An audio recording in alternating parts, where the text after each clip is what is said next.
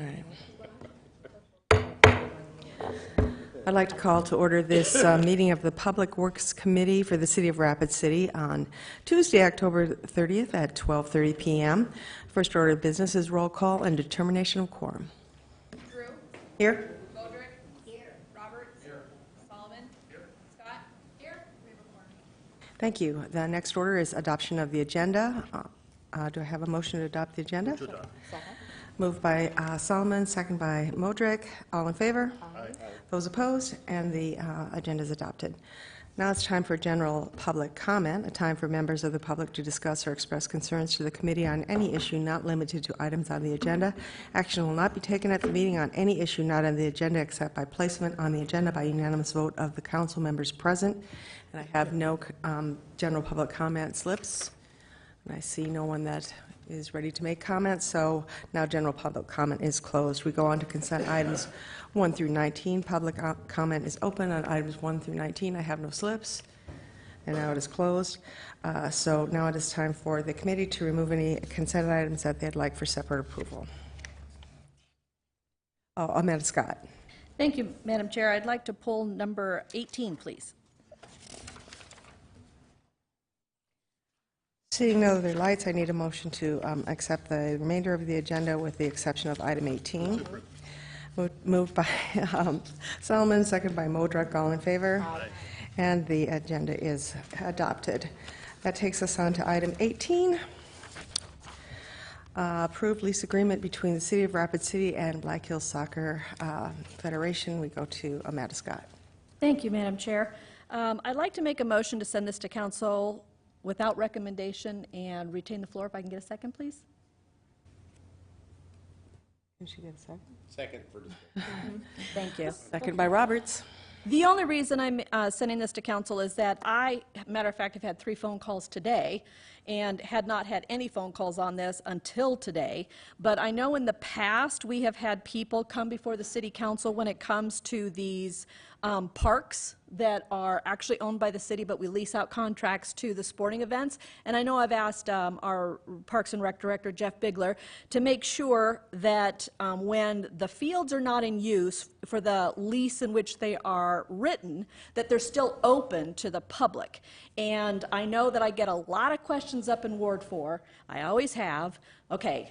Fair note, my husband is one of them that is a proponent that city parks belong to the citizens of the city. So I know I've asked Jeff Bigler this several times, but I just wanted to send it to council without recommendation, only because then if there's anybody else, especially the 3 people that I talked to today, if they want to come before the city council on Monday night and hear once again that even though there's a lease in place, that these city parks are still open to the public when not in use, in which the intent of the lease is in force. So that's the reason I'm making the motion. Thank you.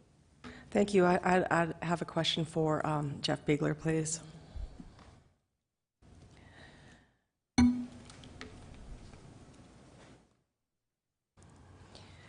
Jeff, would you like to address the leases and the use when the leases are not in force? Yes, absolutely. As you are well aware, we've got a number of athletic fields around the community, and we do lease them to the sporting groups, the youth sporting groups, most of them. And yes, when they are not being used for the intended use of the leaseholder, they are available and they are open to the public. This particular site is a large site with a large parking lot. We do allow that parking lot to be closed off from time to time to eliminate the possibility of people coming out there and after hours and doing things. But the fields themselves do have gates on them that are open, and so they are available to the public when they're not in use. Now, that's not to say that the restrooms would be available or the concession areas would be available, but the fields themselves would be. Have you had questions on specific uses, Mr. Bickler? I mean, do people want to cross-country ski, or what are they thinking for the uses on these? No, I think that they just are looking for open space. And if we have softball fields, they'd like to go out there and have a pickup game on a Sunday afternoon or something like that.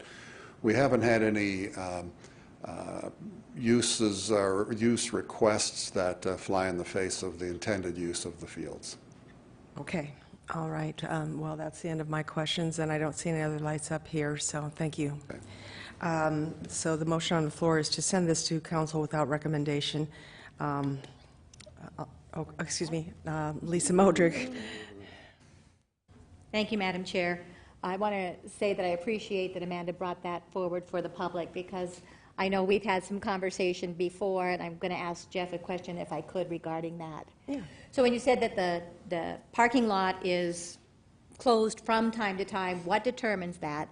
And in the past, we've had conversation where sometimes a lock ends up on a gate, of which maybe one of our leases has put on, and to make sure that that isn't happening as well, or not under the understanding that that would happen in order to keep it public space. So Sure. if you could share both of those for me as Yes, I think that the need or the locking up of the gate is done by the user group.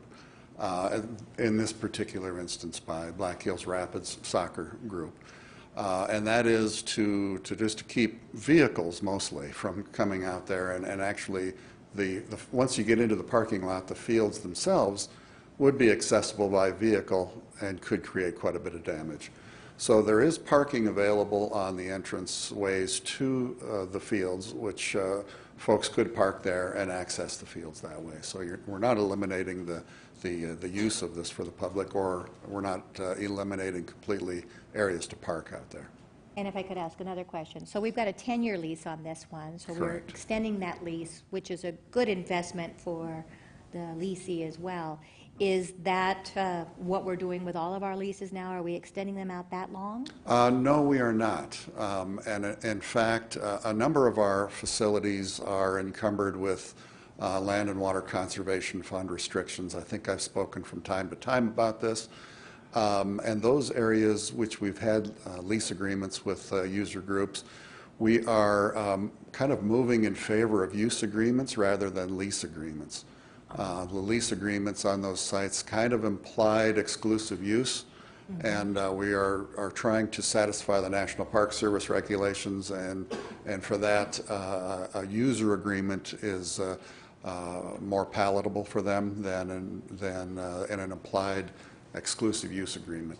That's not the case with this facility because it has not received any Land Water Conservation Fund grant funding. So it is not encumbered with the same restrictions as quite a few of our other facilities in town are. Thank you for that. And if I could just share, I'm not sure if I'm comfortable with voting on a motion that sends it without recommendation when our committee is doing a lot of the research to advise the council in full. It seems like this should move forward to council with this committee's recommendation if we're comfortable with it, of which I am from these answers. Thank you. Thank you. Amanda Scott? Thank you, Madam Chair. If this committee would like to send this forward to council with a recommendation, I don't have a problem with that. I just want the public to know that I'll be voting no, only to make sure that it's not on consent Monday night then, because that's the whole intent that I was sending it to council without recommendation, is to make sure that it's off consent. So if there's a substitute motion made to send this to council with the recommendation of approval, I just want the public to know I'm voting no tonight, or no this afternoon, but I will most likely be in support of it Monday night. So, thank you. Thanks for clearing that up, Councilwoman. Excuse me, okay. Solomon makes a substitute motion to approve. Second. Second by Lisa Modrick. And all in favor of the substitute motion to approve the lease agreement, all in favor say aye. Aye. Those opposed, and the Okay, that's right. Excuse me. With a no from Amanda Scott, so this goes on to the council on Monday night. Okay, that takes us through the end of the consent calendar to non-consent items 20 through 25. Public comment is now opened. I do have 2 requests for item 22. I will wait for those comments until we get to that item. Okay, I get a thumbs up from the affected parties. Okay. So now public comment is now closed. So we'll go to items from the Public Works Department and Engineering Services. Item 20, which has been removed by a request of FMG Engineering Services to be continued on November 27th. So I will need a motion for that. So moved. Moved by Roberts, second by Modrick to continue this item on November 27th. All in favor, say aye. Aye. Those opposed? And the motion, or excuse me, the item is continued till November 27th. Thank you. Item 21 is a request from Genesis Capital LLC for a variance to waive the requirement to install sidewalk along Seeger Drive, Rapid City per city ordinance 12.08.060. Chair recognizes Lisa Modrick. Thank you. I'm doing things backwards and hitting my speaker before I'm hitting my speaker. I'm ready to talk. On this item, I had gone out and done some research, took some pictures, because this has an opportunity to waive this request and accept the variance. The entire area of that comes to a dead end on Seeger Drive. It has only a housing facility now. I know it's going to be built up, but it has a just like a storage facility there. And then there's a corner where it doesn't have any sidewalk. There has been some sidewalk alignment that when you go on Dakota Craft, but the entire Seeger section on this is industrial, and there isn't a footpath to be found in this developing area because it doesn't hold foot traffic. It is truly industrial, truck moving, and nothing else to this dead end. And it's far enough out in the city that if, in fact, this was to move forward with a sidewalk to nowhere, which it would be, it would probably be decades before any kind of a foot traffic change happened on zoning. So I am definitely in favor of allowing this waiver to go forward on the variance of the install of the sidewalk on Seeger Drive. Thank you. Chair recognizes John Roberts. Thank you very much. I want to make a motion to uphold the variance of the waiver on the sidewalks. If I can get a second and hold the floor for a minute. Second. Thank you very much. I just want to reiterate what Councilwoman Modrick said. You know, in that area, this is basically a storage building for a industrial use. And very seldomly is there ever anybody around there. I spend a lot of time up in that area. I have never seen anybody walking in that area. I really haven't. Most of the uses that are up there are industrial in nature, so the people are either working on vehicles or loading trucks or, you know, but there's very little foot traffic, if any, up in that area. And the good thing about it is, you know, as a council, we can always call these in someday. So anyway, I am very much in support of upholding this. Thank you. Chair recognizes Amanda Scott. Thank you, Madam Chair. If I may direct a question to staff, please. Please. I believe that Ted can handle this one. Okay, so Ted, on this one, I do always like to hear from staff, because when I was looking at this one, I do like the fact that it's at like almost a dead end. So in my mind, we could request the sidewalks to be put in because there's probably nothing going to go on the east of it. But in all fairness, there are still about 4 or 5 vacant lots on this road. And so as Alderman Roberts just said, we can always, as a city council, order the sidewalks in totality when these last few lots get in, or if we get down to just 1 vacant lot there. But this request is coming through. Is there any specific reason that staff would like to see sidewalks in, except besides that it is part of our, when you pull a building permit, you're supposed to put sidewalks in? Thank you. We looked at this. It's a improved street sections, curb and gutter. It's graded. Everything's in place. They're building a building based on our ordinance requirements, this is the time to put that sidewalk in for statute. There are no hardships we're aware of other than the cost. You know, it's set up for that. There is limited development up there at this time, but there will be. There's some sidewalks, some people have been made to put them in. It's kind of hit or miss, so it's based on our continuing policy and ordinance that's required at this time. Okay, thank you, Ted. You know, I always like to support having sidewalks go in. I'm really up in the air on this one because it is at a dead end, but there are some vacant lots, and what I'm not a proponent of is making sidewalks go in when there's not an occupant there. But boy, it really does fit that it's at the end of that. So, you know, I guess we'll wait and see how I vote today and how I vote Monday night, but, because I really am torn on this one. I really see it that there's like 4 or 5 different vacant lots on the north and the south side. Once that is filled, I believe that would be a good street for the city council to order in sidewalks and have all sidewalks put in just to kind of complete that master plan of sidewalks. So I guess with that said, I guess I'm thinking that I'm going to be in favor of the applicant at this point and just let it go since it is at a dead end. But thank you, and thank you for staff for bringing this forward. I know we have to have our staff maintain the hard line of, nope, this is the time to do it. So, and then city council kind of wavers back and forth. We're sometimes our own worst enemy. So, but thank you. Thank you for the discussion. It was a good one, and I think one we will have many times in the future. The motion on the floor is to uphold the request from Genesis Capital. All in favor? Aye. Those opposed? And the motion carries. No sidewalk will be required from this group at this time, but it'll go on, of course, to City Council. That brings us to item 22. I know I don't have to read these in, but I think in this case I like to read these in just so that people understand what we're looking at. Appeal by Spurlick Consulting, Inc. on behalf of Sodak Development Company for an exception road, a request denial to waive the requirement to install public improvements in Reservoir Road. And that is an appeal by Spurlick Consulting. I see. Okay, yeah. I guess we'll go to Cale. Yeah, thank you, Madam Chair. My name's Cale McNibo. I own Spurlick Consulting, and I represent the petitioner on this matter. I appreciate the opportunity to give a brief presentation on this, and I'll try to be more brief than I typically am at the dais. Let's see.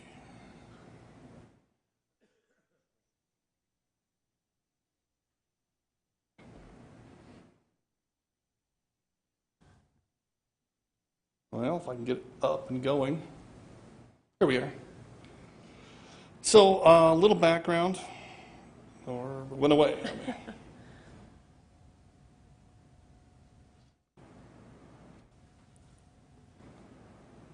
In our location, this is East Middle School, current location, Homestead Street. If you had an opportunity to go out there, then this would be Reservoir Road. The spot we're looking at, I'll bring up a different exhibit here. Well, it's not working very well.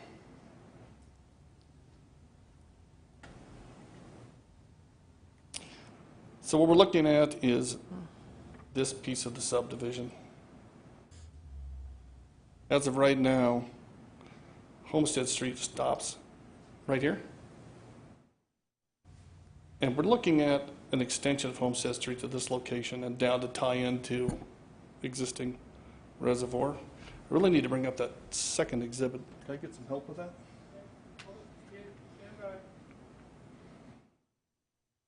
Perfect. So that being said, the county built Reservoir Road to this location. It's North Pitch Court, which stops just short of where Homestead's intersection with Reservoir Road's ultimately going to be. The intention being then to extend Homestead along this alignment, improve it, and improve Reservoir Road down to the location of North Pitch Court to facilitate traffic flow through the subdivision to East Middle School. The exception request I made was for this piece of Reservoir Road. The hardship we have with it is the lots that were platted here in the 80s, they developed these residential lots which back up to the section line highway, but stop 33 feet short of the center line of it. So what they did was they platted all of these lots up to the 33-foot statutory section line right away and just sort of walked away from it. So the improvements to this piece of Reservoir Road, which total $450,000,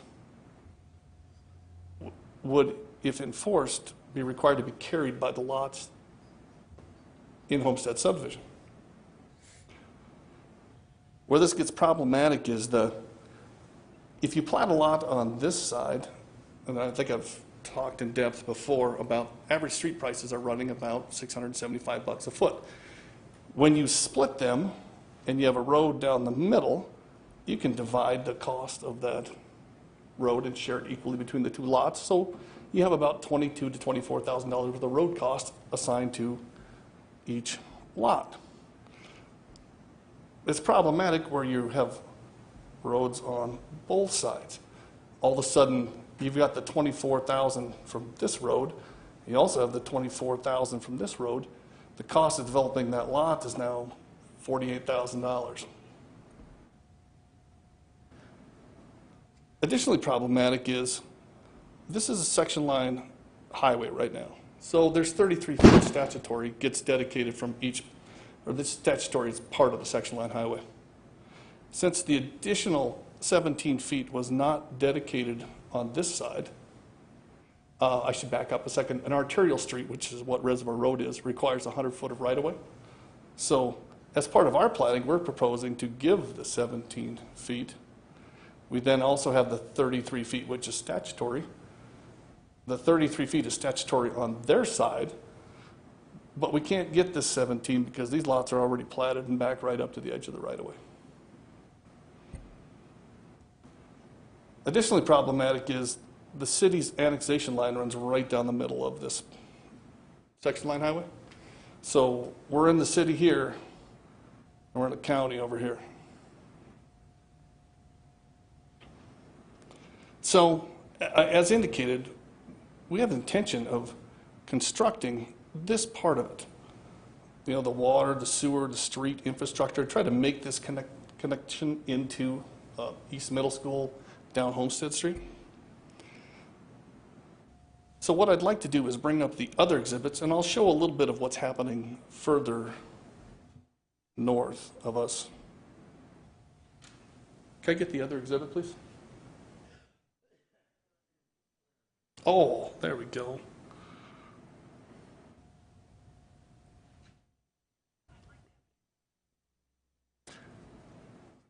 So as indicated, this is the part that we're asking for the exception on.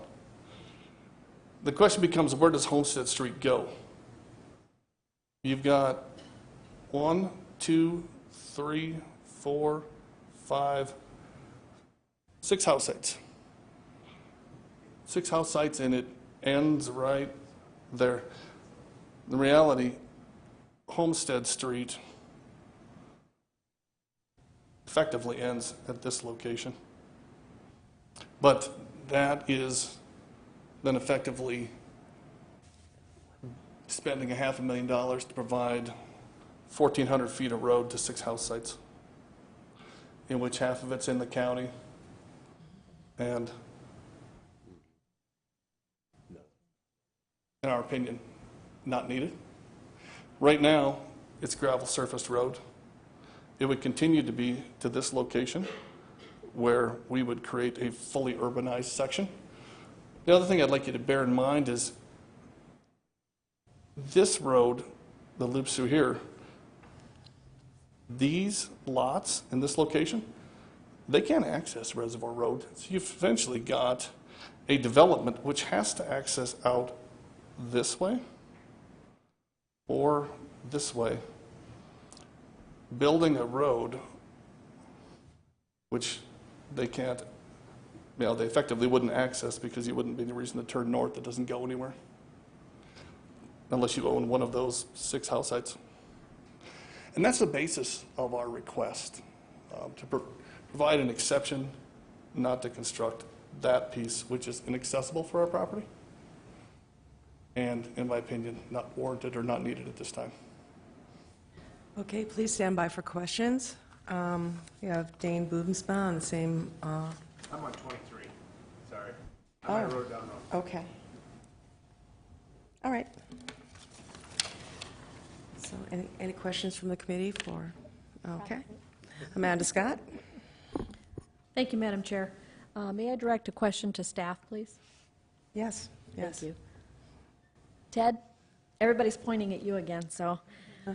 So on this one, I understand the city has jurisdiction to look at these things within 3 miles. But with that subdivision that was platted out in the county so many years ago, is there, if the city wanted to try to work with the developer and try to do a special assessment against all that property on the other side in order to get this street in, is it up to the city, or would the city have to work with the county in order to make that happen? Thank you. I would defer to Joel on the assessment in the county. I am not familiar with what we could do on that side of the street. If you can answer Thank you, that. Ted. And Joel, you understand where I'm going with this is, yes, you know, frankly, we don't do a lot of assessments, and I'm not going to try to answer that off the top of my head because I think it would take some research. The reality is, yeah, we probably are going to need to address the issue. I think that legally there's going to be a question whether we can assess properties in the county. You know, the other question is going to be with Reservoir Road, how do you craft an assessment that is fair to everyone? Because do you, traditionally when you do a roadway, you assess the adjoining properties. Well, if your backyard is Reservoir Road and we come and assess you for Reservoir Road when you already have access to your house, and as has been pointed out, Reservoir Road at this point isn't going to go anywhere, you're probably not going to be real happy about an assessment for Reservoir Road. The reality is at some point this road will need to go in and it will benefit a large area because that'll be a primary route in and out of the area. I don't know off the top of my head again whether or not we can assess a larger area, which has several benefits. It more fairly reflects who's going to benefit from the road. It spreads the cost out over a larger area, so it's less of a financial impact on individuals. And frankly, all of that is going to take some time. And at the end of the day, there may be issues with doing an assessed project. And this may just be one of those situations where because of these lots platted, you know, in the 1980s, that the taxpayers are going to ultimately pay for it. And I mean all of the taxpayers and not just the ones that live immediately adjacent to this road. Frankly, this isn't all that different than the situation you dealt with last year or the year before on Elm Street, I think, where it was, you know, how do we pay for that? And it shouldn't be on one developer versus the other. It should have been split at some point, or this should have been addressed. And this is again where we probably need to go back and look at a policy, although it probably wouldn't have impacted this development because it was in the county at the time and the rule wasn't in place. But how do we collect money and pay for these improvements in the future so that it's fair for everybody? So one developer isn't expected to bear the entire cost, but that we get some money so that the development pays for it and that we could then use that in the future to build infrastructure like this. thank you, Joel. So what I'm looking at here is, because Joel summed it up very well, I am a huge proponent that one developer shouldn't have to produce or put in a road that's going to benefit everyone involved. But I also understand developers sometimes don't want to wait for the right answer. They want to do it now, when the right answer, as our city attorney has indicated, may take some time in order to get through this process to find out how we can get those funds to better have a joint project in order to get that road implemented. I know the applicant is asking for an appeal or to not put that road in, but again, what I've seen in the time that I've been on the council is if the city council decides not to do that section of the road right now, it's going to end up being out of the CIP funds, which we already know we're short of as a city because we don't have a whole lot of revenue sources in order to do those public improvements. Well, I'll tell you, this is a tough one. I would rather see a special assessment go in and get the road in for the affected lots, which shows, I'm guessing from your outline of your subdivision, that you plan on, just like that subdivision in the county was platted, they have their own road of egress. It looks like you're going to put in your own road of egress, and we're going to end up with this forgotten road or orphaned road that's never going to be improved unless a governmental agency takes over and does it, which means it places the burden on all the taxpayers. That just to me is not fair, sitting here with my city hat on. So I would really like to see a compromise. I don't know if you've approached the county. I don't know if you've looked at any other avenues in order to get this done. So would you mind addressing and answering that? I mean, you've got half of it in the county, you've got half of it in the city. You're before the city. What have you done with the county? Yeah, so the county has, of course, reconstructed Reservoir Road up to North Pitch, where it became, it's half of it's annexed into the city. I suspect that's why the county stopped there. The county didn't want to build a road that was half in the city. That's why it stopped at North Pitch Court, just south of our subdivision. I can tell you that the county, I had explored the opportunity to apply for a variance for this years ago, and the county was in objection to it because the county didn't want to build it. Have you approached the county when you're trying to put in your subdivision now in the city side of this road? No, I did not touch base with the county board on this one to see their position on it, no.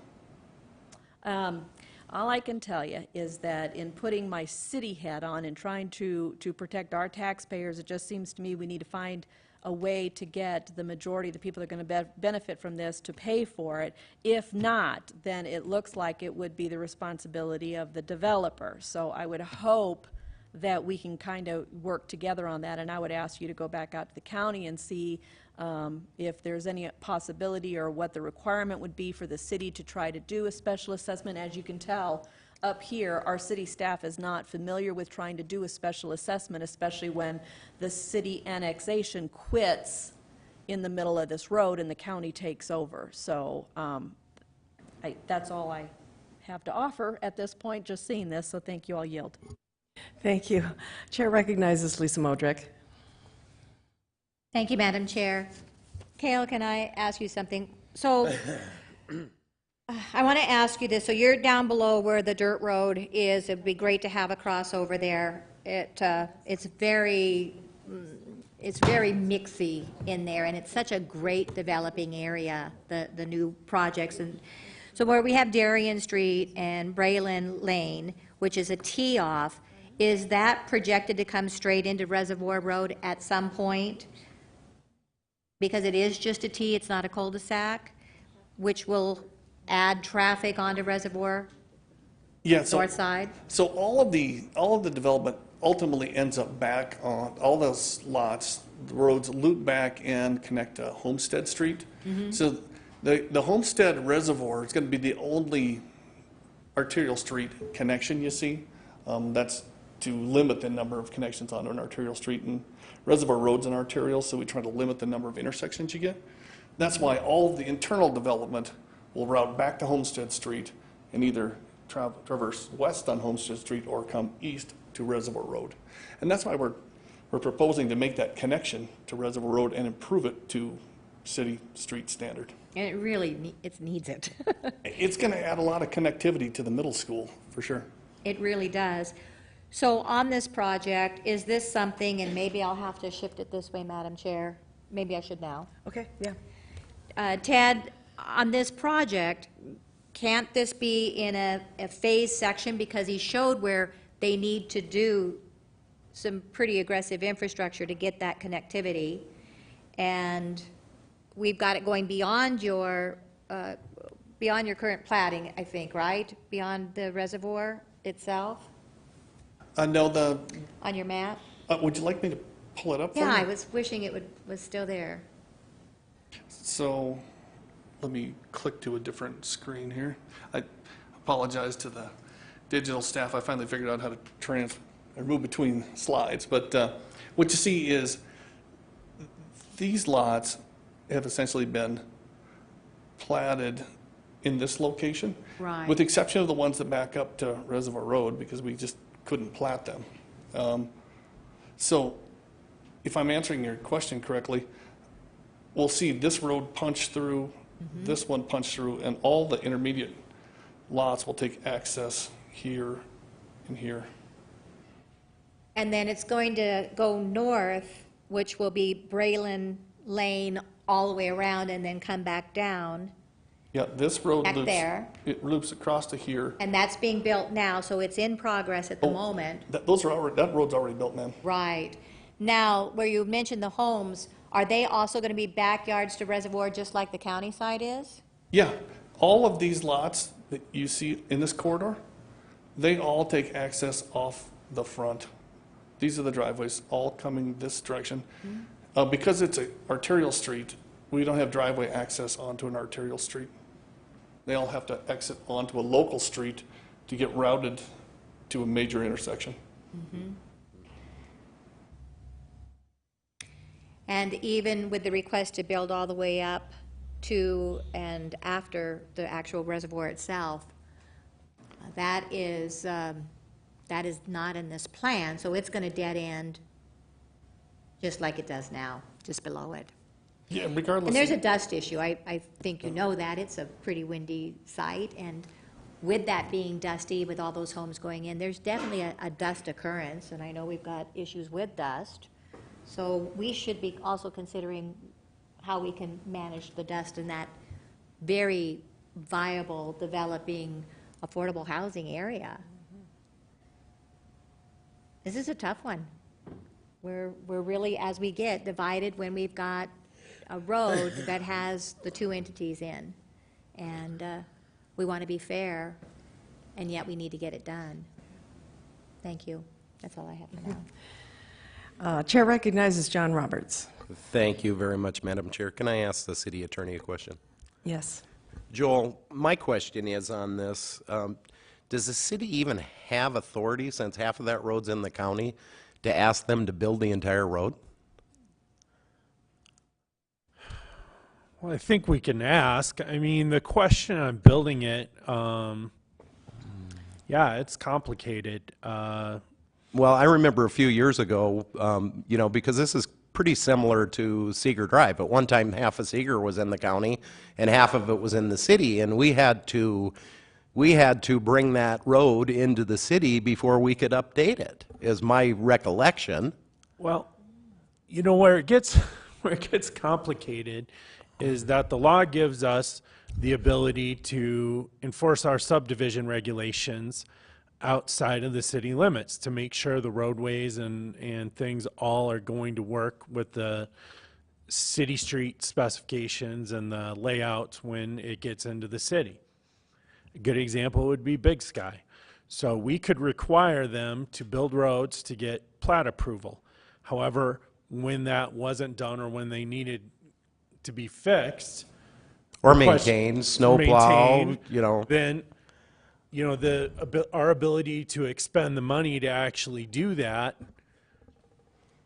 was in question when it was outside of the city, and ultimately, yeah, we did annex it in. I think, I haven't looked recently at the statutes regarding our ability to construct streets outside of the city limits. I'm guessing that there really isn't clear authority, or we probably would have used that on Big Sky.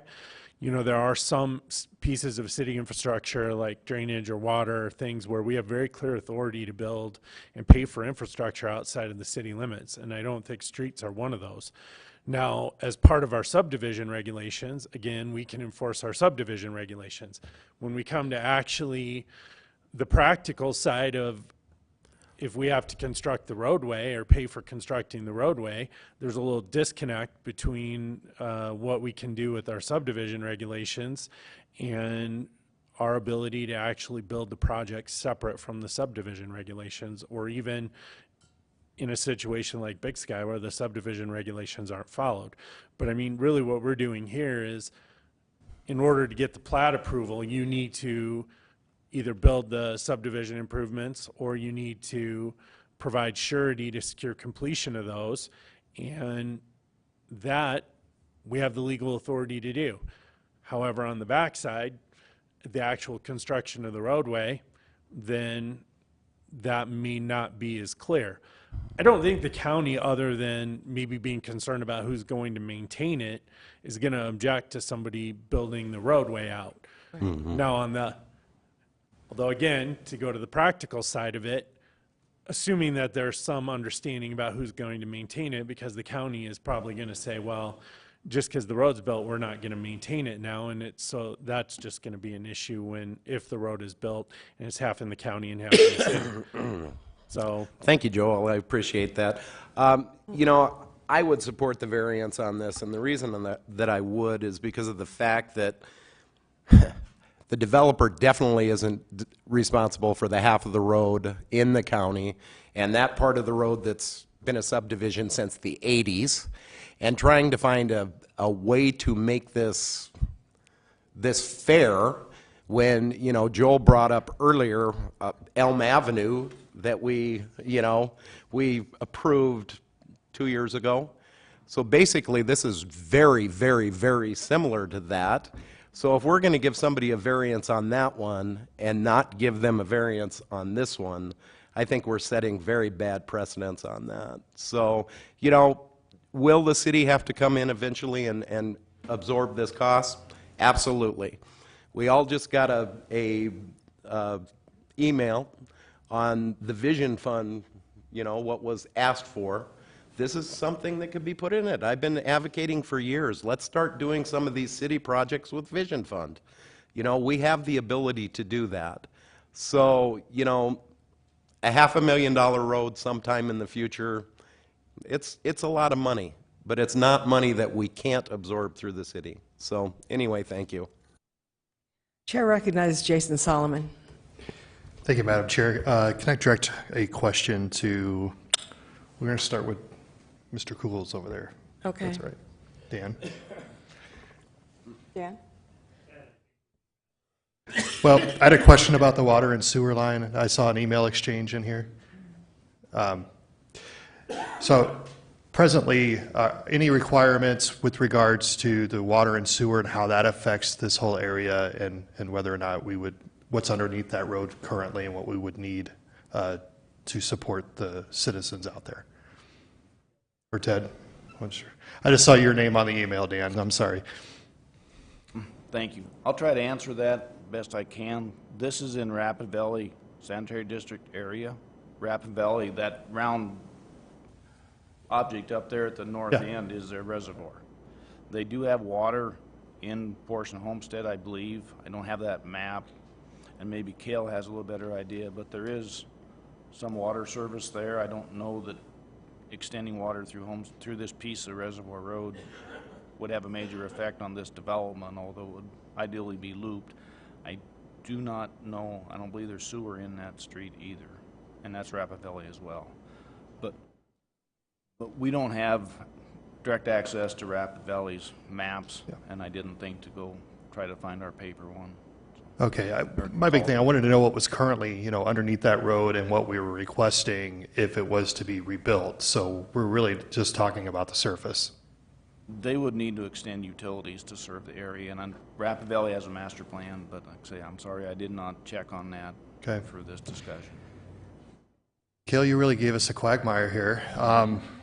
Essentially, this is a glorified alley with backyards going up to it. I wish there was an easy answer on this because we want to be fair, and after Joel's comments, that really shifted my thinking a little bit. Ted, may I ask you, do you know who maintains this road currently? We do. The city does. City does? It's minimal maintenance with we grade it put some gravel on it. Snow removal is marginal. It's one of the lower routes. The other part, the county maintains the paved stuff to the east. They plow that pretty early and consistently, so most of the more dense developed area has access through that route, but it is city maintenance. And I imagine the traffic count out here is pretty low and is going to continue to be so, it looks like, based on the traffic patterns created in the development. It is. Yeah. Most of the concerns we get are from the people that live north, the people right with their backyards, other than the dust and some traffic and trash. We don't get many complaints that I'm aware of for the condition of the street, or the gravel street. Okay. Yeah, I'm pretty torn on this. In this situation, you know, I think what we're trying to get to on the council, and it's been just an ongoing issue when you develop one side of a road and the other side's not developed. This is actually exponentially more difficult because it's on a section line between us and the county. So I think it might be unfair to the developer to ask them to take, you know, almost this $450,000 cost for this whole thing without absorbing it. And I'm not sure it's really fair to the county residents on the other side of the road who don't benefit from the road. And there's no, I could justify it if there were water and sewer under there or something, but I'm really struggling with this one. So I'm apt to probably go ahead and grant the exception, but I'm not doing it without a little internal struggle, to be honest, because somebody eventually is going to have to pay for this road. I mean, I could say we could abandon it, but I mean, this is a big-time road eventually, and you know, I don't know, it's going to cost even more later, and I hate to give that to the other taxpayers who don't deserve it either, but you know, that's a tough cost to absorb, unless somebody has a better argument to convince me otherwise. With that, I'll yield. Chair recognizes John Roberts. Thank you, Madam Chair. I want to make a motion that we, let me see how I'm going to word this, that we waive the requirement to install public improvements in Reservoir Road north of Homestead. Second. Okay, I think that's pretty clear. But we have Lisa Modrick weighing in again, so Okay, so I just have to clarify, and this may be Cal that can tell me. So he said north of Homestead, and in your drawing, you showed that you would complete that section there. So I don't think we're right to say north of Homestead, are we? Because you're going to bring, let's see, you're going to bring Homestead down Yeah, Homestead will come across to Reservoir Road. and come south. From that intersection south, we'll build Reservoir Road south to where it's currently constructed in the county, Right, and build that to current city standard, all the way up to the intersection with Homestead Street. exactly. So you'll put all your conduit, everything in, but it will stop at that point, At that as it's stopping now before that. Okay, I approve that. Thank you. You're welcome. It's a good motion. all right, the motion is to grant the exception north of Homestead. Yes. No, not north of Homestead. No. All of They the have to put improvements north. everything Okay. Great, okay, very clear, thank you. All in favor of the motion? Aye. Those opposed? And the chair is voting yes as well. Brings us on to item 23, appeal. That was a great discussion. Thank you for all your questions and input on that, because it is a difficult subject. Appeal by KTM Design Solutions of an exception request denial to allow a reduced pavement width for Dias Avenue, a minor arterial, and waive the requirement to install curb gutter and streetlight conduit. Okay, Dane Boomsma. I'm Dane Boomsma. Good discussion that we're going to continue on this item. So one thing that I want to just point out and listening to the discussion is in the previous item, we had a developer that's coming forward who's willing to dedicate the additional right-of-way, the extra 17 feet, who's willing to connect that major arterial. And so when we talk about protecting taxpayers and watching out for our citizens, I look at that particular subdivision. I don't want to waste all my time on his item, but I look at that subdivision as a subdivision that my child, hopefully 10 years from now, who's a junior in high school, is going to move back and I'm going to be able to build them a house in that subdivision. And without these developers coming forward and coming up with these solutions, without making it unaffordable, I'm not going to have that opportunity for my son. So it is good discussion for the city to have. I've had a meeting regarding my particular item last week with the staff. They posed the question to me, what would you suggest we do? This is a problem that somebody needs to work on within the city. From what the staff had told me, that the mayor was actually going to get a group together to have discussion on these particular issues, where there are existing streets that don't meet city standard within the city. To shut down developments and not grant some of these variances is actually a disservice to citizens, because what it causes is sporadic development, willy-nilly, if you will, development throughout the city that is actually going to cost the taxpayers more dollars later. In the incidence of Reservoir Road, you have 17 feet that the developer's willing to give. Now, that's not free land. That land was paid for at one point, in lieu of there being a structure there in 10 years because we didn't give it and acquire the right-of-way. So in my instance, I'm coming to you again. This is the second time in the last couple of years that I've brought this forward.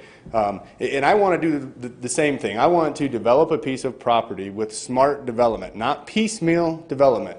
This particular subdivision that I'm proposing actually will grant another 17 feet to the city as well to fix the arterial street width that needs to be there. We don't have piecemeal development currently on both sides of the street. We're trying to come forward and develop this smartly.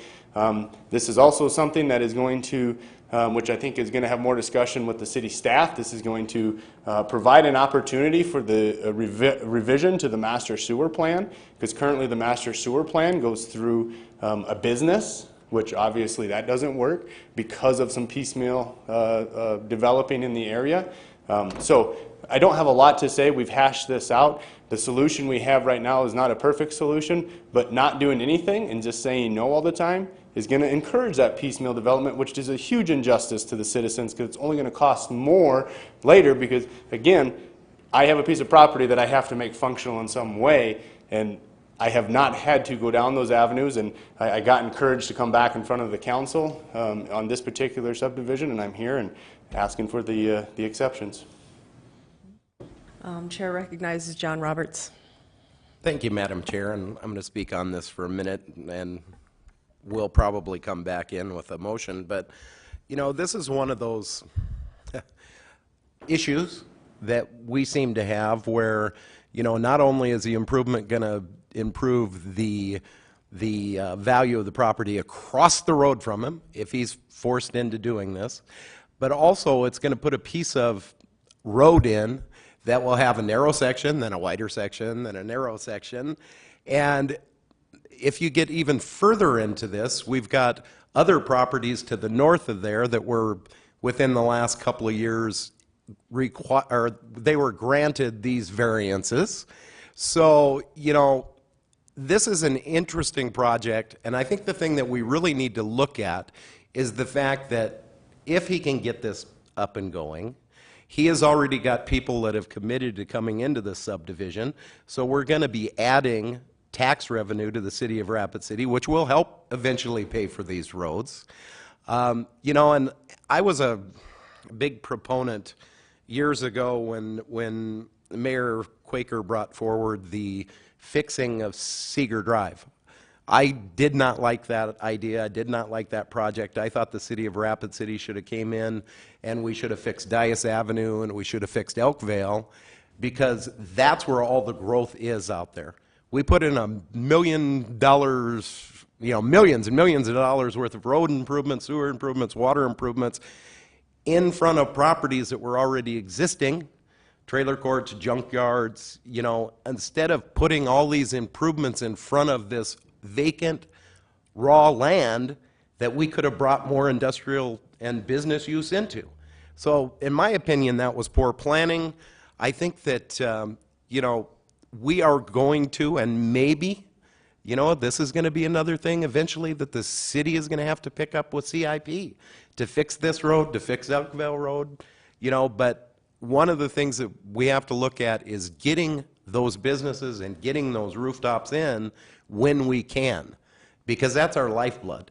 You know, the property tax, the sales tax that comes off of these business, that's what runs the city of Rapid City. So anyway, thank you. Chair recognizes Lisa Modrick.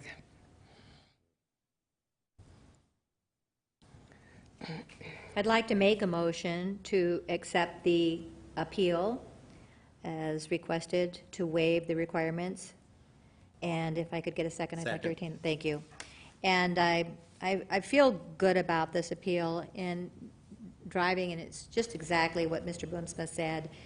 It is, he's doing some improvements, it's bringing some things there, but to really do this road right, we would have to go from one end to the other in order to align it, and it's not there. It's a donut hole that you're in of this great land and this great opportunity with nothing that's going to probably come into approachment of this, not encroachment, of approachment for quite some time. And we don't need to add the expense to this development as well. So driving the road, it aligns with what's already out there, whether it's the ditching or the roadway, the type of traffic that's on it is fitting to the way it exists now. So I am completely in support, not anything against what staff has to do, which is to follow the guidelines of which probably need to review at some point, but to allow this exception and let him go to build. Thank you. Chair recognizes John Roberts. Thank you very much. Just a little bit of backstory and a little information for people on the dais. You know, we've got 3 big users out there that they're the ones that are putting the majority of the stress on this road. And every one of those users built their business on 40-plus acres, so they would not have to, they wouldn't trigger any of these requirements to upgrade this road. So, you know, that can be an issue too. And, you know, we do have some very wonderful businesses out there, but, you know, why should Mr. Boomsma be, you know, basically have to pay for something? And he's, compared to the other 3 users out there, he's kind of a small guy, you know. So the big guys come up and they work around our regulations so they can do it without improving the road. And then Mr. Boomsma wants to do it the right way and bring in people, and sometimes you get punished for that. So anyway, I just wanted to bring some of that up. Thank you. Thank you. Chair recognizes Jason Solomon. Thanks. May I direct a question to Mr. Boomsma? Please. And I don't know if you want Kyle to address this or not. So if we're not going to do curb and gutter and all of that, do you have drainage plans and everything in place, ready to go in lieu of that? Correct. Yeah. Yeah, meeting the existing county road spec that's installed, we meet all of the drainage requirements that our subdivision is causing as far as impervious area or flows or whatever. Okay. And Kyle can expand on that if he wants. But yeah, go ahead, Kyle. Well, that's why he's here. He's got to earn the paycheck. The only thing that I'd like to add to that is yes, the section as it is a functioning county street. We'll have the roadway ditches that will still be in use, but the entire subdivision that Dane is proposing is built to Rapid City standards. So he'll be installing with the lots he's platting, he'll be building roads to those city street standards, meeting those standards. We'll also be providing the drainage in accordance to those standards for all of these lots. So we'll be handling that all within the property as we move forward. And I'm not sure how much rooftop you're going to have. That might change the drainage. But what I want to make sure is that it's not obviously going to affect other property owners. yeah, during the building permit process, you know, that can all be different. And in this industrial park, we could have a lot of impervious area, which is going to require the storm retention and all of that we're going to handle within the property outside of the Dias ditch. You know, this property generally drains from west to east. That Dias is really not impacted. It's really the big drainage that's to the south of me that we're going to impact and make sure that we don't exceed any historic drainage rates pre-development versus post-development. Okay. Direct a question to probably Ted. Yep. Ted, as you hear this discussion going on today, you know, what are your thoughts on this? Do you have concerns? Are there things you think we ought to be thinking of that we haven't discussed yet with regards to this issue? Well, thank you. The only, I guess, the concern is that we're adding development to a minimal design county road that is going to fail in some point and fairly soon because it gets a lot of heavy traffic from the other developments out there that did not have to do any improvements. Sewer and water was put in by the developer. Those are in place to accommodate a future road section, but the pavement is marginally adequate or inadequate to handle the heavy loads out there. It is also very narrow for the heavy truck traffic. Dane and Kyle are doing what they need to for the subdivision. It takes access off of Dias, but their improvements, the drainage and stuff, will not impact it. The traffic will. So it's the use of the road surfacing. So let's say we had them do work on the pavement of their section. Would we then go to the other folks who are driving big trucks up and down that road to take care of their portion of that road? I'm trying to figure out how this works in a big picture. I don't know that I can answer that. The other properties aren't developing or subdividing, so we don't have that option. It would possibly be an assessed type project. Then they would have to agree to do that. Part of the road is out in the county yet, or the part of the property is still in the county, so we're kind of up to the similar situation we were on Reservoir Road. Yeah. A little different. Different layout, similar circumstances. And maybe Joel can provide some better insight. Joel? Well, I mean, this may not be the most popular answer with my fellow staff members, but it seems to me if Reservoir Road is failing or it needs work, making a single developer, because they have a project moving forward now, try to fix that problem doesn't seem like the answer to me. But then we need to look at, but this is a triggering that, hey, we're looking at this from staff, from the engineering staff's perspective. We see all these problems, and if they just grant a variance that ignores it, I mean, one of the benefits of this is for you guys to see what the issues are, but really what we need to be doing as a city, it seems to me, is looking then at the whole stretch of Reservoir Road, where these are, how we do a project that fixes the whole roadway, and spread that cost among that.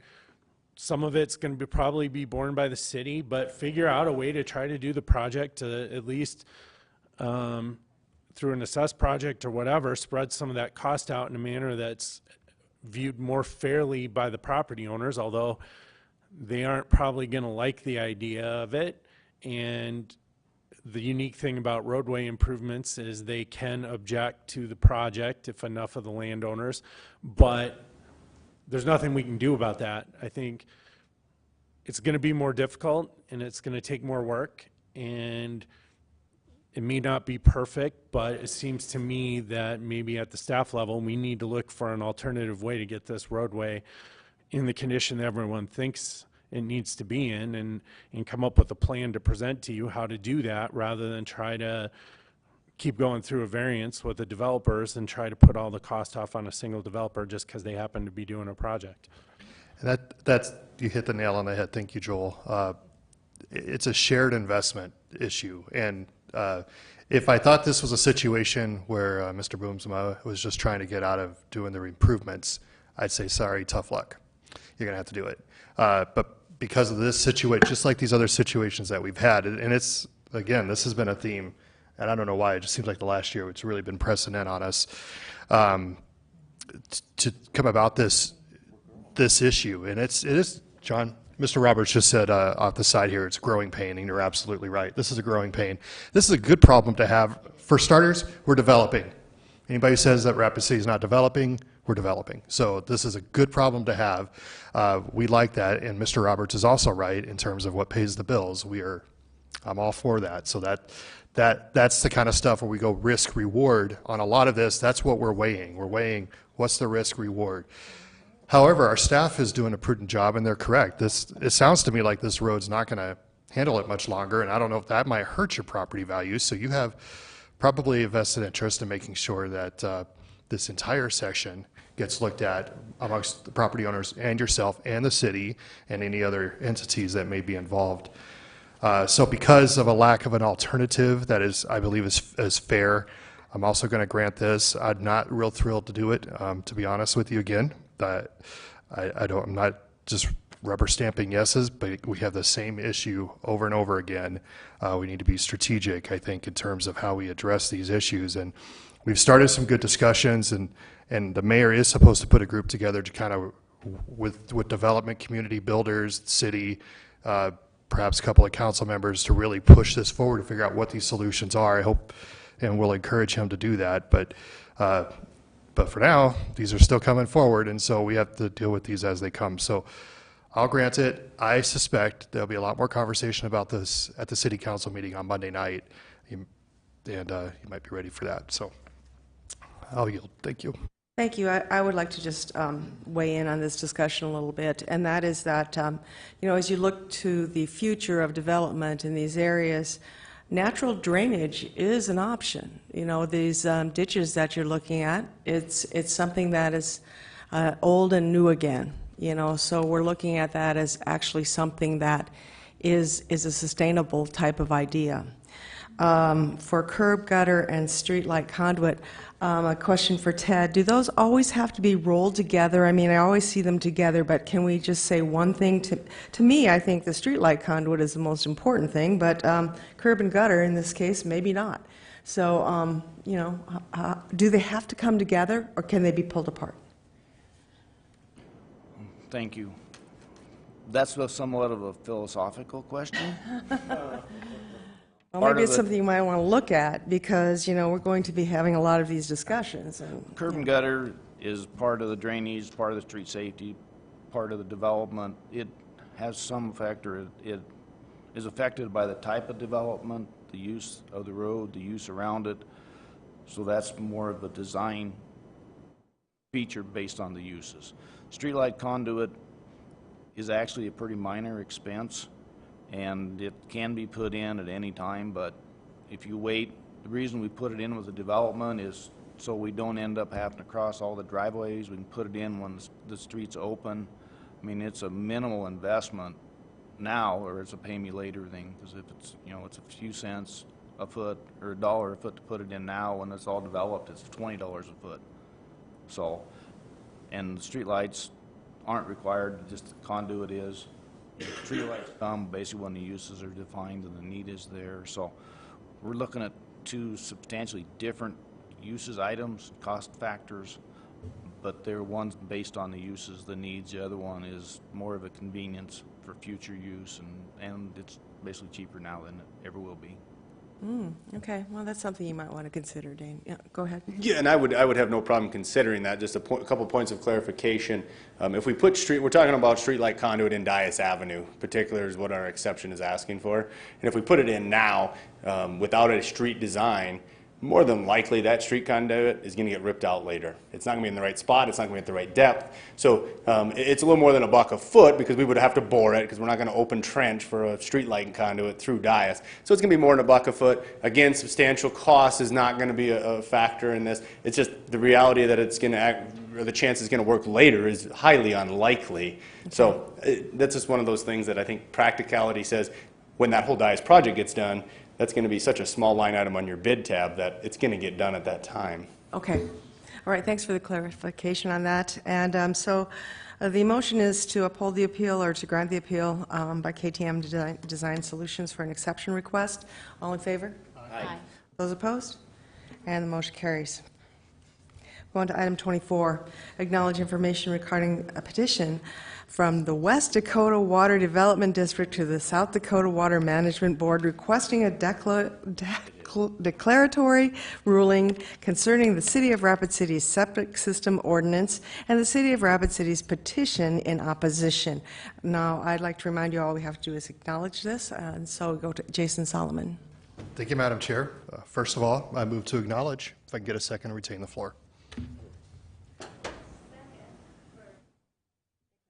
All right.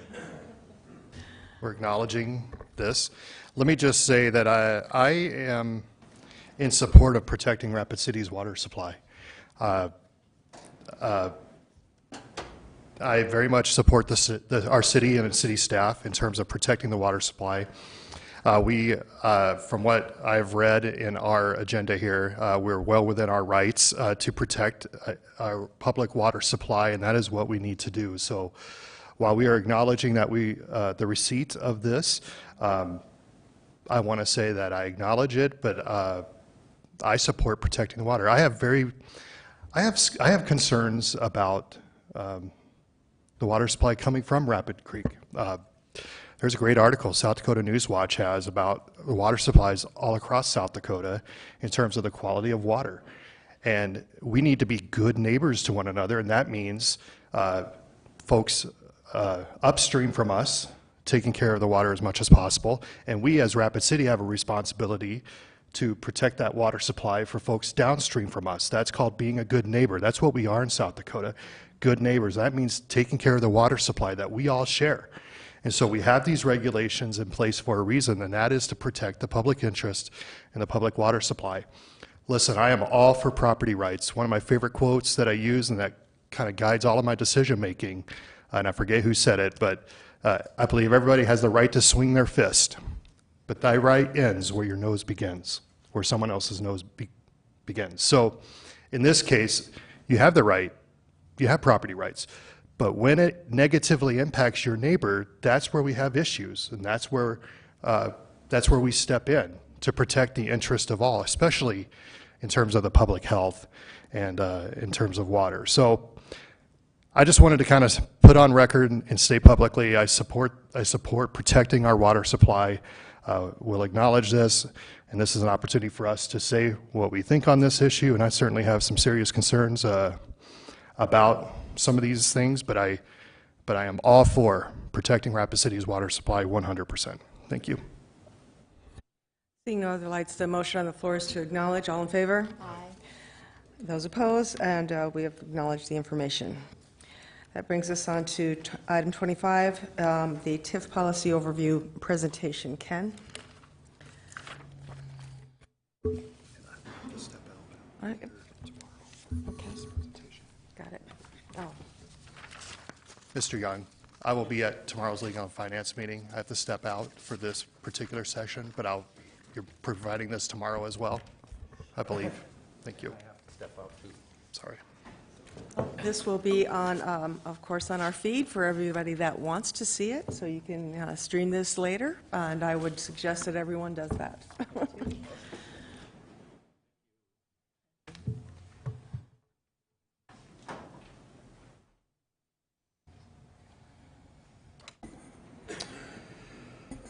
Okay, thank you for this opportunity. It does seem to be a bit of a struggle to be able to do this in front of a full group. Try as we might, holding special meetings and such, we still can't do it. But we hope that through time and through efforts, we will be able to sufficiently make presentation to all City Council and those that are involved and aware and concerned regarding tax increment financing. And so we'll go ahead and present this to you. We will solicit your questions or comments as we go through the presentation. We'll try to keep it fairly short. And if you have, like I say, any questions, please feel free to ask those. And I think what we will, our game plan at this point is to take it forward as we have scheduled tomorrow for the Legal and Finance meeting, but then we will also schedule another session, whether that be a separate work session. I think it may work better to do it in this scenario. Hopefully we can get it on an agenda that is not already tugged down with heavy issues, so that we'll have sufficient time when people are able to be here. That was our hope today, but didn't play out. So anyway, those that are here, your comments are highly valued, so don't take what I just said as anything negative in that way. Okay, so as you're aware, we have been working on tax increment finance policy revisions for quite some time. It was already underway before I got here over a year ago, and we've been attacking it fairly heavily since then. One of the things that we have done recently is spent some time with some other cities in South Dakota, including Aberdeen and Sioux Falls, We went out and visited them, talked to the people who do their programs, and we learned a lot from both of them. Aberdeen has a little bit different program and focus than what we do, but Sioux Falls we learned quite a bit from in their focus, and felt like there was some good information that we got from them. So with that, I would like to just do a brief overview of the things that we learned from Sioux Falls, and this is from their presentation that they gave this last Wednesday night. So they presented to us in Sioux Falls, which is, 2 or 3 times the size of Rapid City, a total of 21 TIF districts, 18 of those being in their core areas, either downtown or core neighborhoods, and 12 that are active. Compare that to our 80 total districts, just a handful of which are in the core areas, and 24 that are active.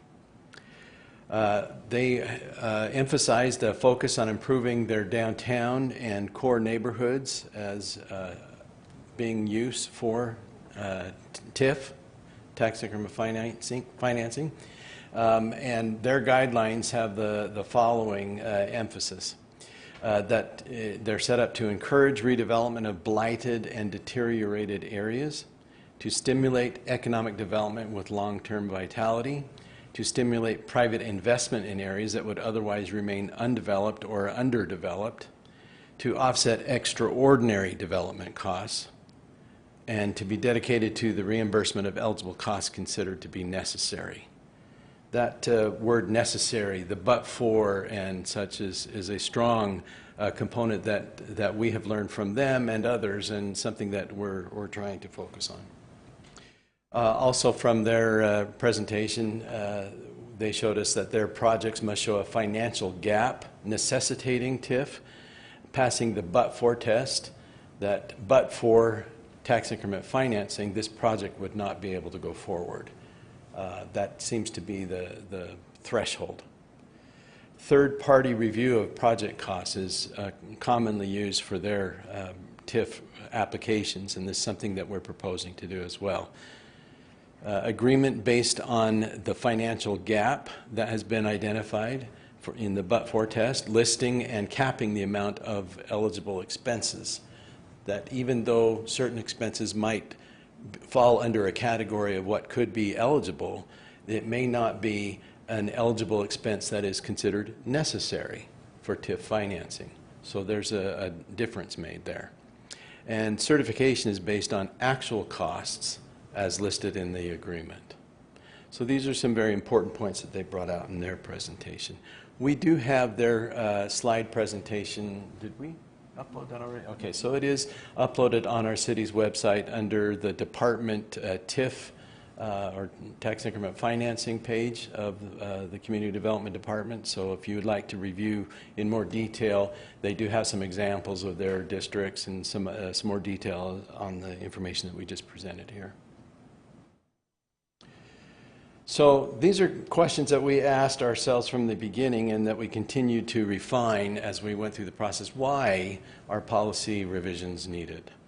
Well, these are what we've come up with. Number one, to focus on promoting new infill development and redevelopment within the core areas of the community. We have a lot of opportunity and a lot of need in downtown and areas surrounding the downtown area. We need emphasis there. Number two, to improve and simplify the staff review and certification processes. We have some difficult challenges right now that we've been plowing through, and I know that you're aware of a lot of those. We feel with some policy changes, we can correct and simplify a lot of that. Number three, to ensure that the TIF public financing tool is used responsibly and only when determined necessary. In other words, the project could not be built without TIF. Okay, so now we'll get into our policy. Some of the changes that we're showing here. So we have shown here our tax increment financing chart just to give an idea, so that those people who don't understand exactly how tax increment financing works, it is taking advantage of that increased tax amount as shown in the yellow area on our screen here that is increased based on the new development of that property. So what is underneath that in the baseline property values is what would continue to come into the city and into the community if there were no development there that increased the value of the property. So that increased value amount is what we end up with here at the end after the development is done and after the TIF is paid off. But it is this area in the yellow area that is where the costs for the tax increment financing come from, that we use those additional taxes to pay that TIF that is used for that project. So it's not taking away from any existing tax revenues that are already coming into the community. So again, our focus, let me clear that. Our focus with our revisions is looking at the priority or the community core areas that we've identified in the community. And so we started with the original town boundaries of east, west, north, and south boulevards or streets. And from there going out 1 mile in all directions to create what we call our community core. And this being a top priority area where we would like to focus our tax increment financing districts.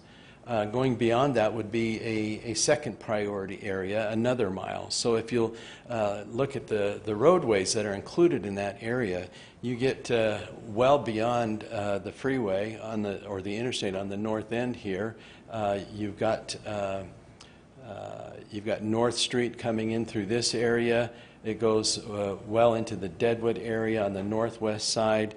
Comes way down into the southern areas of the community. So there's a lot of area that is focused in our priority areas. It does not include some of the fringe, newer development areas of the city. Not that we say we can't have TIF in those areas, it's just that we would want to put some greater control or emphasis on other parts or other criteria that make this development worthy of tax increment financing. That, in other words, these areas seem to be developing well regardless of what is happening with government control or assistance, so that we feel that the priority really needs to look at our core. We need to strengthen our core. So having those buffer areas, also including revitalization nodes. So we've got little stars going on in different locations. We've got some corridors identified up and down Campbell Street, on St. Patrick Street. If I can get this thing to work. Some people just do this so well, and I just struggle with it. Okay, so Chicago, anyway, so the purple corridors are identified as revitalization corridors. So that whether or not they fall in a priority area, they would be considered having the same high priority. All right.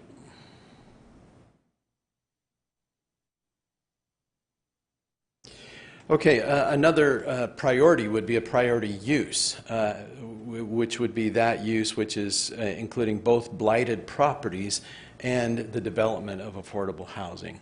So we have included here a chart of how we identify what actually affordable housing is and what those categories might be as they fall financially, and how we could consider that into a TIF proposal as being a priority project, something that cleans up blight as well as presents affordable housing to the community. That would be one priority use. One of the things that we use with that is a map to, we have identified areas that are lower income or who have decreased in value. Oh, I'm jumping ahead, it's not that one. Sorry, let me back up there. This map is showing where we have our current TIF districts. So applying the priority areas, the boundaries there from the original town going 2 miles out, and then you see where we currently have our TIF districts. Say that 5 times real fast. So you'll see a majority of those are falling outside of those current boundaries. We do have some that fall within that, but again, we would hope to encourage more of this tool to be used within those boundaries. Another targeted use, well, this is the definition of blight that we were just talking about, those areas that would be blighted.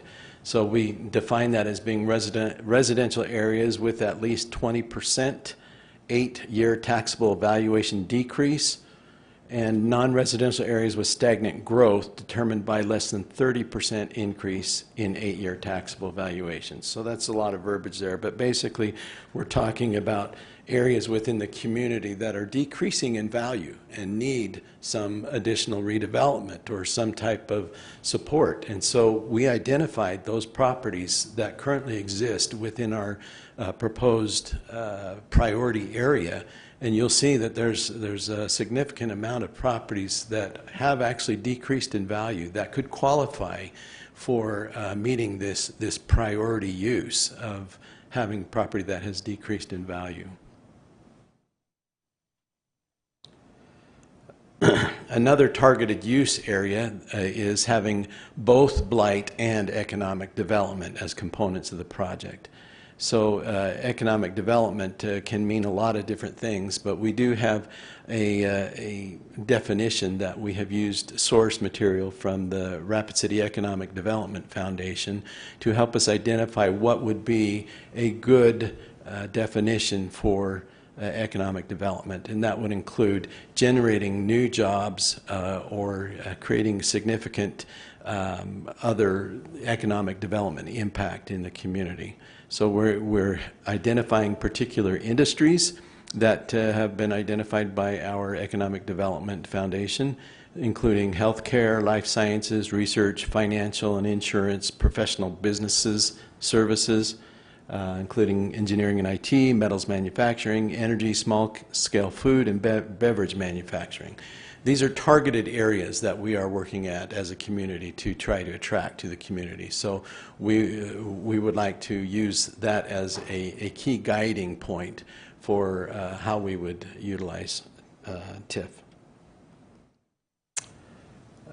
Also, targeted use would be to follow or implement the tasks that are identified in our master plans. So we have our comprehensive plan, Plan Rapid City, Downtown Master Plan, Utility System Master Plan, Community Development Block Grant Consolidated Plan.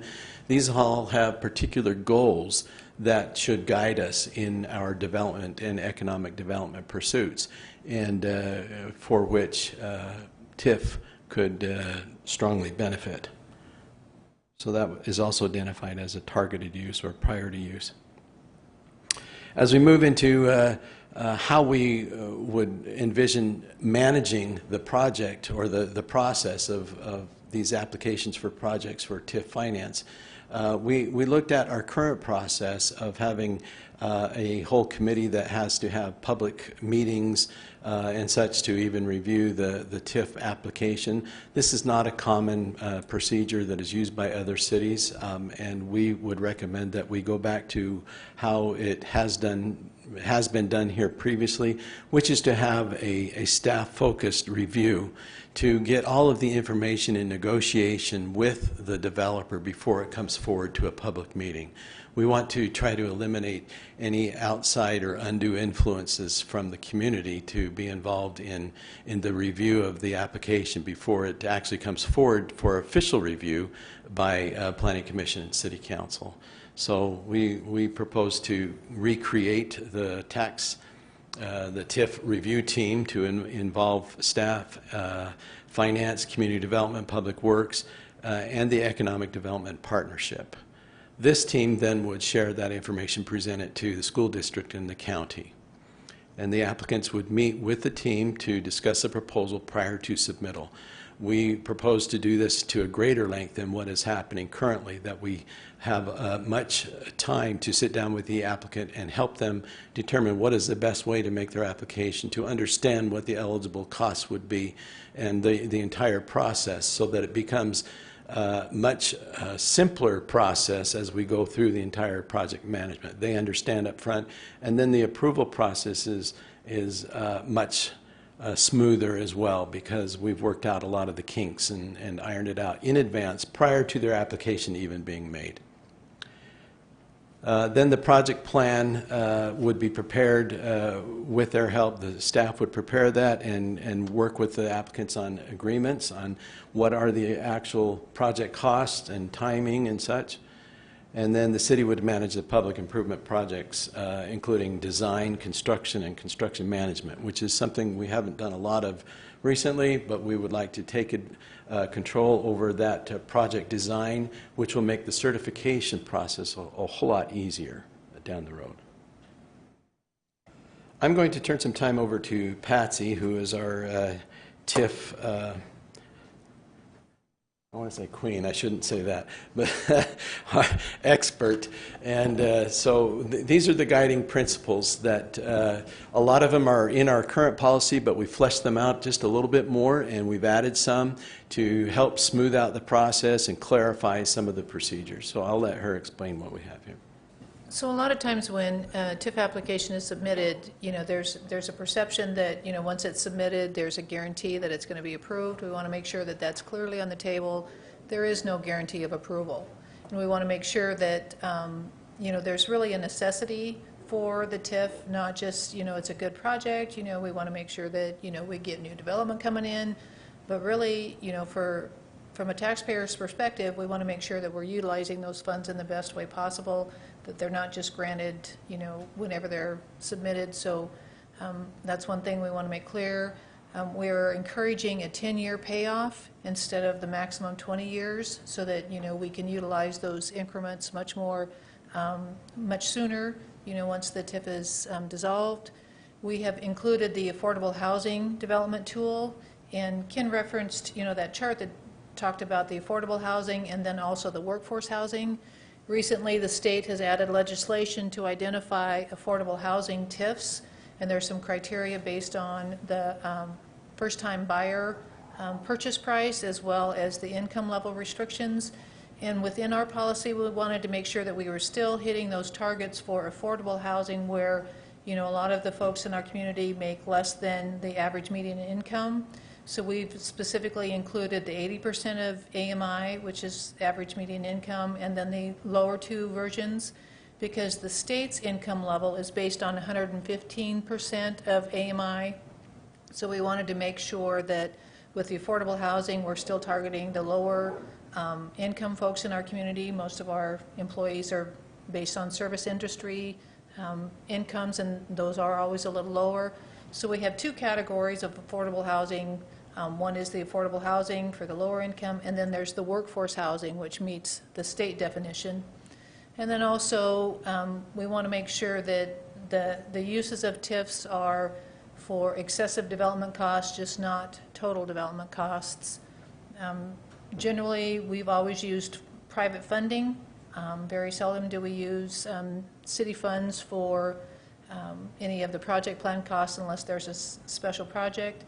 But to my knowledge, we have never bonded for a TIF project, which is fairly consistent with the other two communities that we visited with. However, they have done it on very few occasions, but we want to make sure that it was clear no public funds are going to be involved. The financing is really based on the increased value. We want to make sure that we're compliant with all the regulations. There are specific regulations in state law referencing TIFs and how those are approved and then certified. So we want to make sure that that's out there. There is some language in state law that references the waiver of any kind of taxation reduction. So we want to make sure that that's included in our agreements and that the applicants are clear that that's going to be part of our new regulations. We did reference overlapping boundaries. We have a couple currently in existence, and we've had some that have already paid off, but we're limiting the overlapping to 2 districts unless there are some extenuating circumstances. And then we've also talked about including performance measures or clawbacks to make sure that the development occurs as they proposed, and so that it pays off sooner. We're not waiting on pins and needles to make sure that everything's going to work out for that developer. We want them to have some targets that they have to hit. And then also our economic development grants are generally want to make sure that those are few and far between, but we do have that ability to issue those.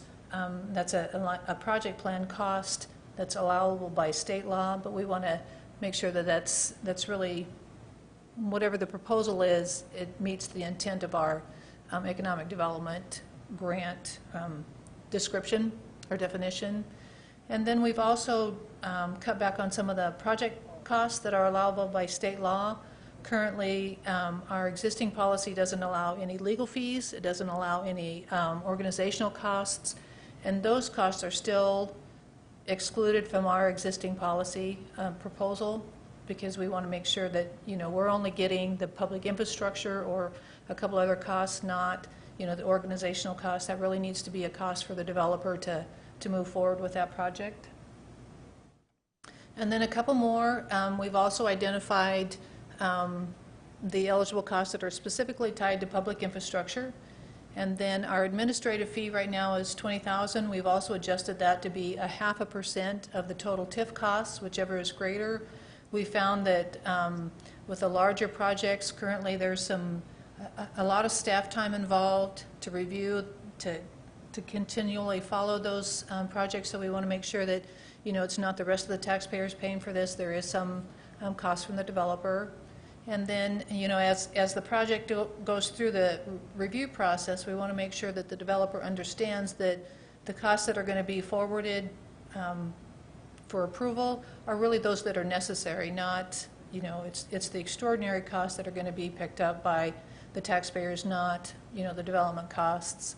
And we talked about the overlapping districts, and that we also are including a time frame on when the city accepts the public infrastructure to a 3-year time frame, so that it doesn't get to the 5-year maximum time frame where you can expend any cost within a TIF, so that there's no question about getting the full reimbursement for those developers based on that 5-year timeline.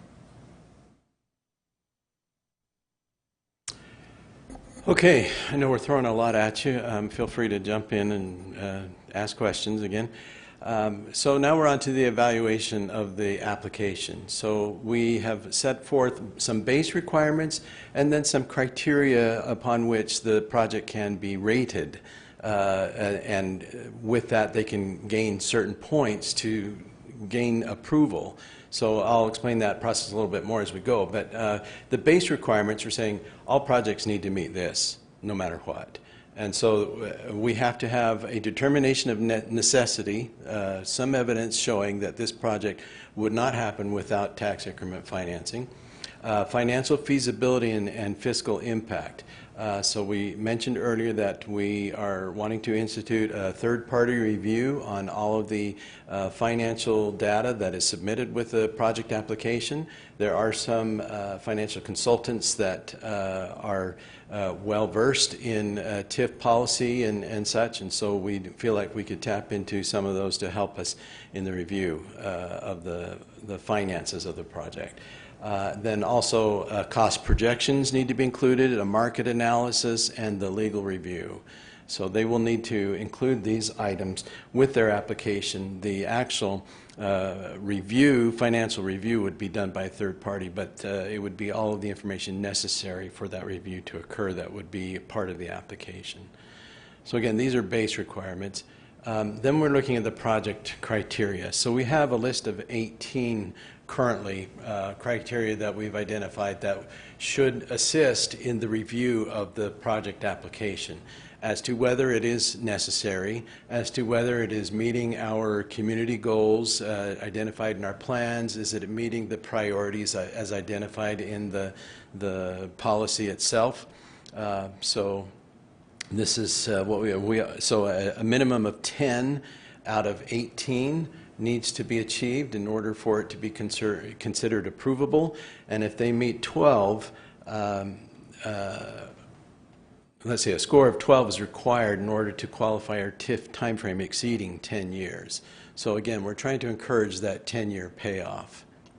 So the first criteria here allows for different points to be granted to the project application based on the priority areas and whether it meets the core areas of the revitalization nodes or corridors, or if it falls within the second priority area a little bit further outside of the core of town, the project could achieve 2 or 1 points. The second one would be the project will eliminate actual or potential hazards to the public. Some will meet this, some won't, but that's a possible point. The third is the project will result in redevelopment of blighted areas and or provides new economic development. 2 points if both are met. 4, the project involves the startup of an entirely new business in a targeted economic development industry within Rapid City. So earlier we talked about what those targeted industries were. 2 points if met. 5, the project involves the expansion of an existing business located within Rapid City. 6, the project will bring new or expanded employment opportunities as demonstrated by proposed wage scales, employee benefits, and mixture of full and part-time employees.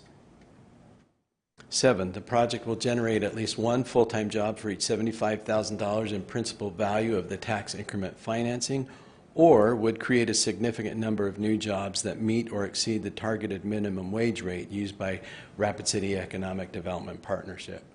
One thing that we're considering that we may play with that verbiage a little bit further and add in substantial evidence of significant economic impact to the community. So it may not fall necessarily into the criteria of how many jobs, but other evidence that could demonstrate that economic impact. 8, the project will result in additional redevelopment in the targeted areas and uses as defined in Section 3 of the policy. 9, the project will result in the construction of affordable housing units as defined in Section 4 of the policy. 1 point if they're building workforce housing, 2 points if it's 80% of average median income, or 3 points if it's 50%. So that'll really focus in on those lower end income housing units that we need.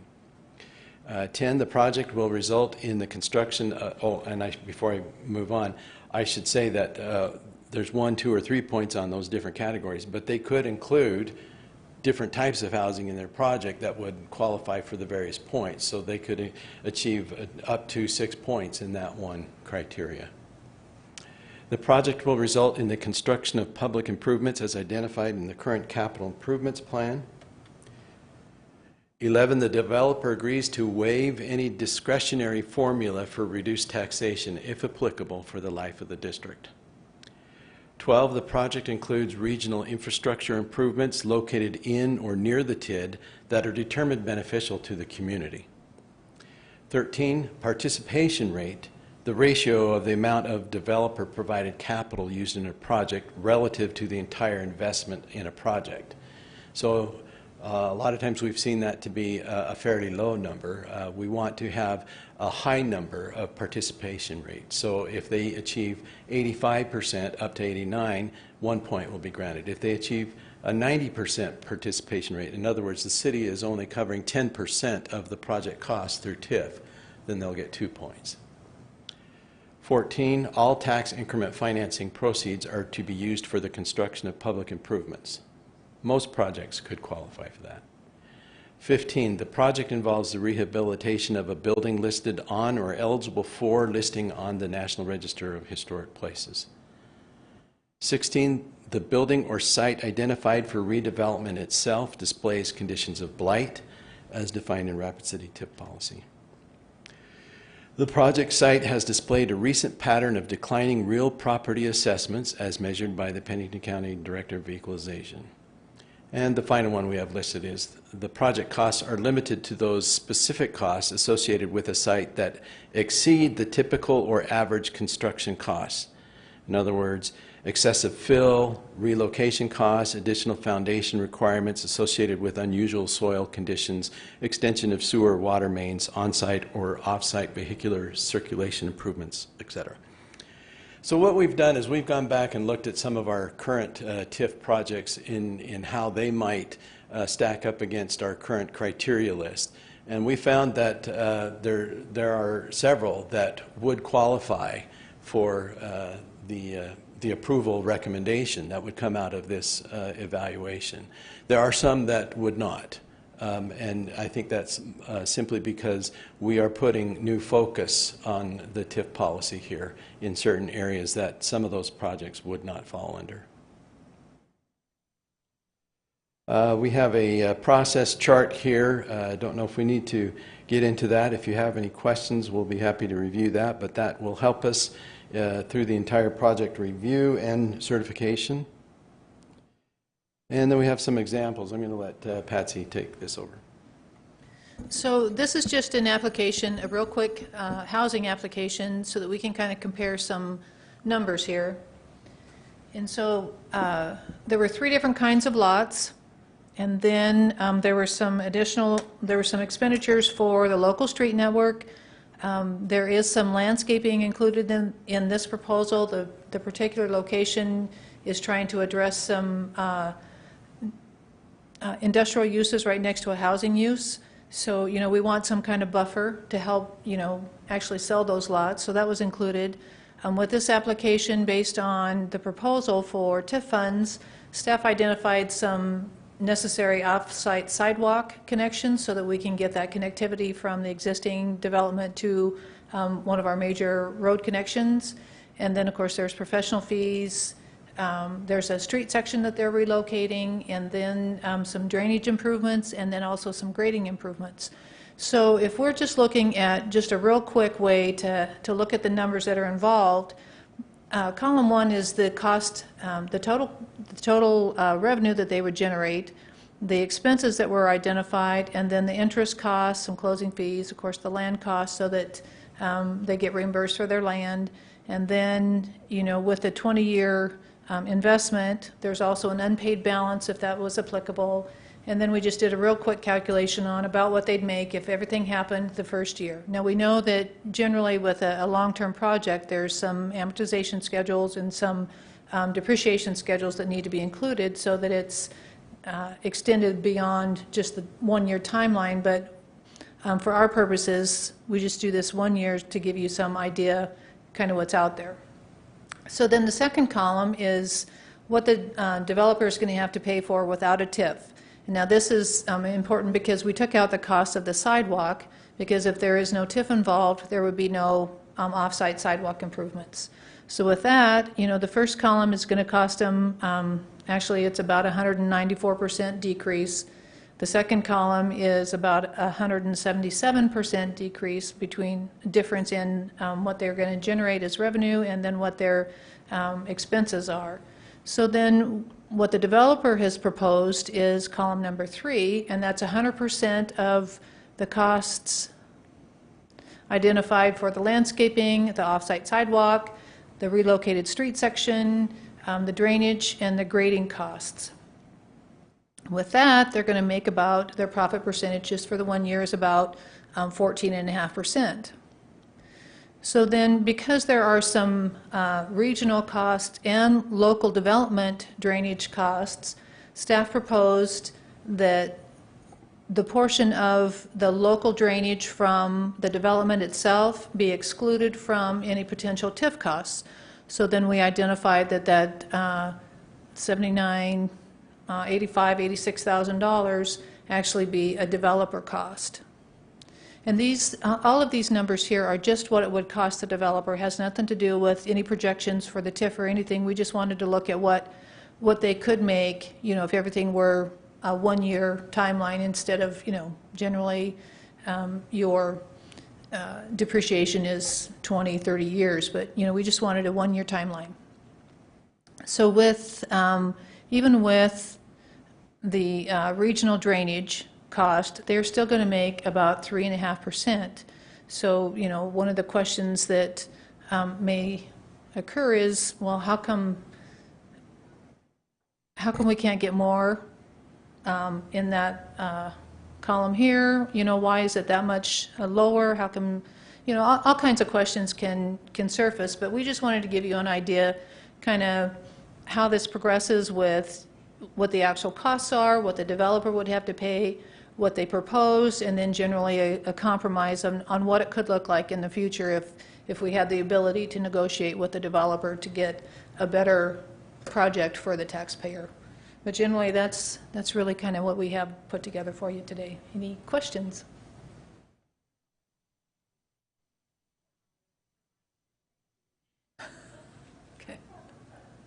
Yeah, I think we have lots of questions. Thank you for all the time that you spent on this. It really will help the council. Do you need anything from us to create a new policy or those kinds of things? What will happen next? What are our next steps? Well, generally, once we get kind of a final version, we'll take it through the approval process. There will be some ordinance amendments that will be required, but then also probably a resolution to adopt the policy. What we hope to do before that happens is to answer all questions that the council may have, as well as the Planning Commission, and hopefully answer them sufficiently enough that we feel that we have enough support to take it forward through the approval process. We don't want to end up going to a city council meeting where there's so many concerns and issues that we have to deny it based on our lack of understanding or we haven't prepared something sufficiently. We want to do that in advance so that when it comes forward to you, we're all comfortable with what we're looking at. Okay, well, thank you very much. Thank you for your presentation. Thank you. All right, well, we don't have a quorum, so I'm just going to call the meeting adjourned. Thank you.